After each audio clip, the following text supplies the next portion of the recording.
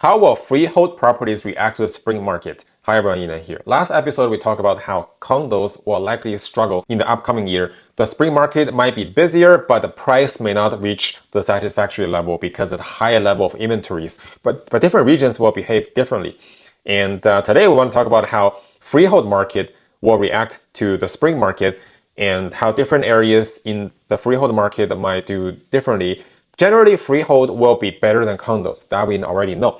But to different degrees, right? Different areas and cities will likely have different behavior. So let's find out.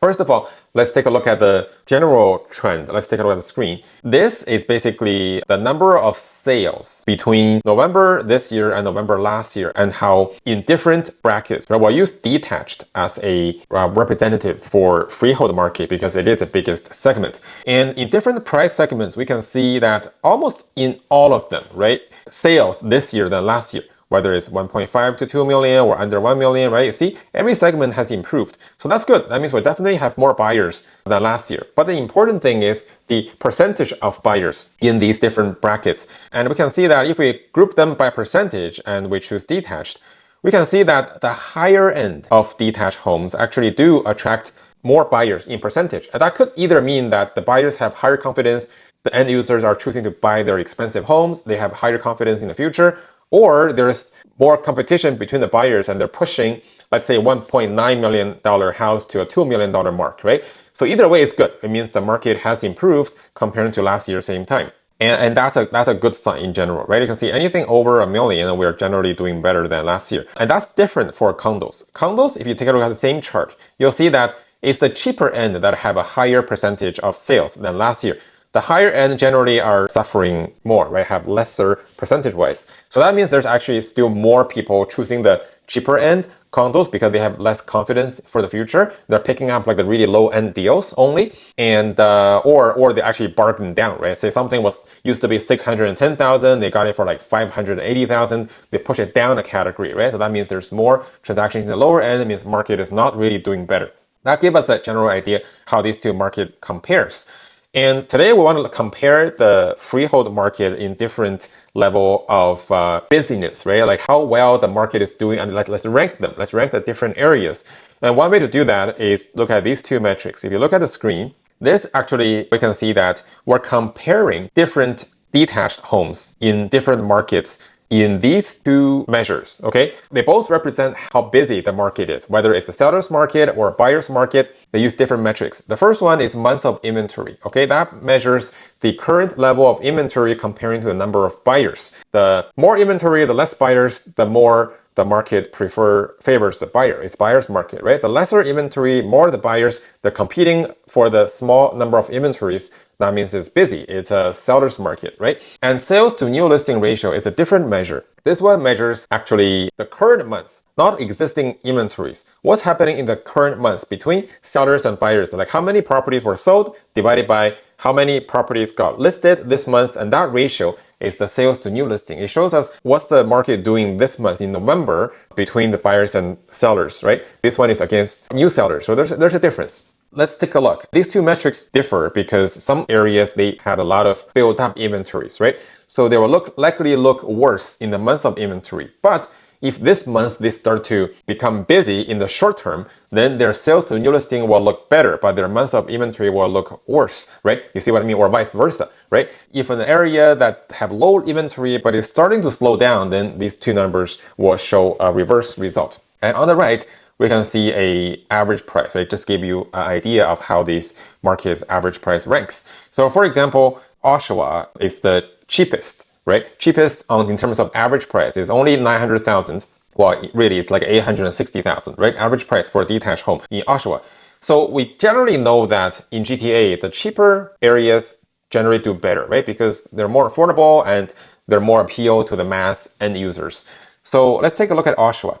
Oshawa in both of these two metrics actually ranks okay, right? In months of inventory, we can see that it's ranked fairly high. Like the higher on these metrics, the higher position, that means more busy, right? More seller's market. The more to the bottom, the more buyer's market. And we can see that Oshawa for months of inventory is actually quite good, right? It's quite high.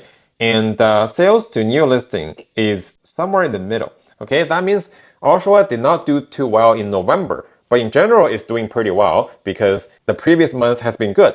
So it has not really built up a lot of inventory. So going forward, we do have good hopes for Oshawa because months of inventory is low, but we know that November was a slower month comparing to its general average. And other areas next to Oshawa, like say Ajax, Whitby, they are generally pretty cheap, right? Like their average price is 1.1 million in Ajax and Whitby and Pickering, right? They're all in the Durham region. And we can see that Ajax, Whitby, and Pickering, they all do quite well in terms of months of inventory, and sales to new listing ratio is also generally high for Ajax. That means November was a busy month for Ajax. Whitby is a bit lower. It's similar to Oshawa. It's kind of like slowed down. People are getting ready for the holidays. And we can see that Pickering is generally higher. I mean, that's interesting, right? Because Oshawa, Whitby, they generally have higher percentage of local Canadian demographic. Ajax, Pickering are a bit more immigrant-like centric, right? So whether how much people care about holiday season and the seasonality, the local markets seem to be reacting a bit more to the seasonality than these areas, right? And if we take a look at the number one in these both metrics is East York. East York has my attention because it has the lowest level of months of inventory and its highest sales to new listing. That means it has been busy and it's still busy today. It's doing quite well. Average price in East York, right? You can see it's on the sort of bottom half, right? On the cheaper half, because there's a lot of like older properties and their lots are narrower, so they're more affordable, right? But East York is very mainstream. There's a lot of young professionals who works downtown, enjoys the East York lifestyle. So they don't mind living in East York. It's actually one of their top choices, and it has a very diverse and good neighborhood, generally fairly safe as well. So you can see that it has become the top choice for young professionals, and that's why it's doing the best. And in terms of Scarborough, you can see that Scarborough generally is cheaper, right? It's one of the cheapest areas on the top. It's just next to Ajax and Pickering, right? It's basically the same price as Pickering. So Scarborough is actually doing quite well. It has not built up a huge inventory. There's a consistent amount of buyers and investors. People like Scarborough because they can buy a property in Scarborough and rent it out like top and bottom separately, and they can generate a pretty strong cash flow for, like say they buy something for 1.1 million, they can probably rent it out for like $5,000-$6,000, right? So for both of these metrics, Scarborough is doing quite well. So we do have higher hopes for these areas in the spring, because their ratios are much healthier today. Not all cheap areas are doing as well. You can say, for example, Bradford, West Gwillimbury. It's far north, all the way to the north, and it's cheap. You can see average price in West Gwillimbury is only 1.1 million, right? It's cheaper, but it's you can see both of these ratios, they're at the bottom half, right? Because they're too far. Even though the properties are new, it's beautiful, but because it's far, right? Comparing to like Scarborough, like East York, these are very central areas. Being very, very far has its own problems, right? So the market is generally slower in West Gwillimbury, regardless the price being cheap. So you can see like location matters, right? Not just the price. Location also matters. Midtown, on the other hand, you can see Midtown, it's generally more expensive. It's actually on average the most expensive area, right, in GTA. Lawrence Park, Forest Hill, these are all like multi-million-dollar mansions. But it's actually not doing badly. Like Midtown, for example, in November, it's actually ranked quite high in terms of buyers and sellers. And even for months of inventory, it's on the bottom half, right? Because it's where all the rich people go in Toronto, right? Like they love Midtown, like has all the best schools, whether it's public school or private school. There's a lot of like solid, hard demand for these properties in Midtown, regardless the price being expensive, right? And it's very mainstream. Like compare Midtown to North York, you can see that Midtown will do better than North York for these metrics. Like Midtown is right here. Even without looking at the data, you can already guess, right? North York is all the way down here. Even though North York, in terms of price, it's not too much different from Midtown. You can see North York average detached home is 2 million, right? Midtown is higher, 2.9 million, but they're all one of the most expensive areas. But North York do much worse than Midtown because demographic-wise, North York no longer attracts a lot of the mainstream end users or investors, right? North York is more, there's a lot more immigrants percentage-wise, right? But Midtown is more mainstream. It has a more diverse population. So you can see that in schools, right? These all matters in the longevity of real estate value. And Midtown is outperforming North York by a pretty far margin. So in the upcoming spring market, I do think Midtown will have a stronger market than North York because it has a much better starting point as of now. And if you look at the most expensive and far city, King is far. I mean, it's beautiful. It has a lot of mansions. On average, it's like the most expensive city, right? Midtown is not a city. It's just part of Toronto. King being on its own is the most expensive city in the GTA. But because it's far, right? It's no longer, like nobody has to live in King, right? It's more for a lifestyle upgrade. People who live in King and buy these mansions, 6,000 square foot mansions, are for lifestyle upgrades, right? Usually people don't downsize into King. Small families don't go to King, right? So it's a bit more of a niche luxury market. And that's why in both of these measures, it is doing one of the slowest. And that's expected, right? And for places like Oakville, it's one of the most expensive cities as well at 2.1 million, right? Tied with Richmond Hill. So let's take a look at how Oakville comparing to Richmond Hill. In terms of November, Oakville actually did slightly better than Richmond Hill, but they're all one of the slowest cities, right? Because they're expensive. They're not in central Toronto, but they are in the 905 areas, right? And they're expensive. People who go to 905 areas generally looking for value, right? Looking for cheaper than Toronto.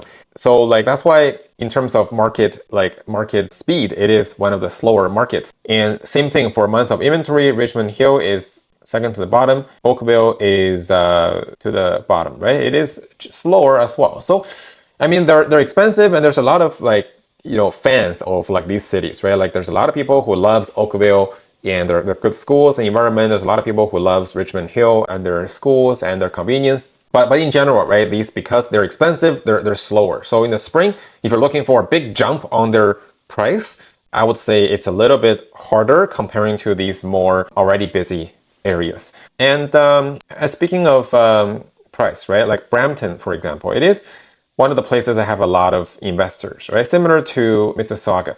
So even though Brampton and Mississauga are not expensive, you can see Brampton average 1.2 million, Mississauga is 1.4 million. They're both generally the more affordable areas, right? But because they had a lot of investors in the past, it has really, now there's a lot of these same investors who took on more leverage than they should. There's a lot of B lenders, private lenders that have fueled the fast growth of Brampton, Mississauga during the low interest rate environment days, right? So now there's a lot of these same buyers who are selling their properties. And that's why you see in these measures, Mississauga is actually one of the slowest. Like in November, Mississauga ratio-wise, it is the slowest.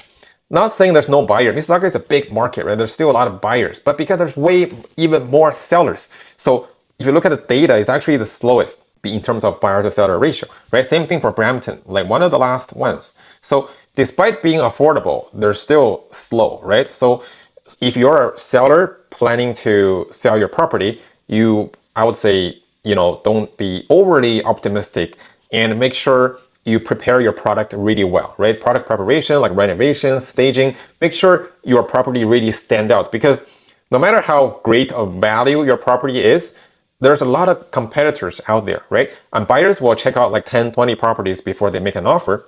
If your house does not stand out, even though it's a good value, but there's always somebody in a more rush to sell, right? So if you want to sell for a good price, make sure you spend the time, really do some touch-ups, renovations, and do good staging.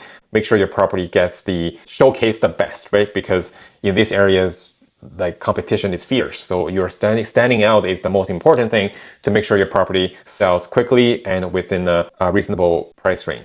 But I mean, I do think, in the spring market, because these are big markets, right, it will bring you more buyers for sure. So you will get busy. You have a lot of foot traffic in your open houses. You'll get interest, right? You'll get people making offers. But because there's even more sellers trying to get rid of their properties, so the offers you get, may not be as encouraging, right, as you would have expected. So make sure your property has its unique advantages to stand out, right? It's very important in these markets, okay? So there's still other areas, but because of time, I'm not going to go through all of them, but feel free to take a look to see, which area is you're most interested in. And if you have any questions, feel free to let me know. Okay.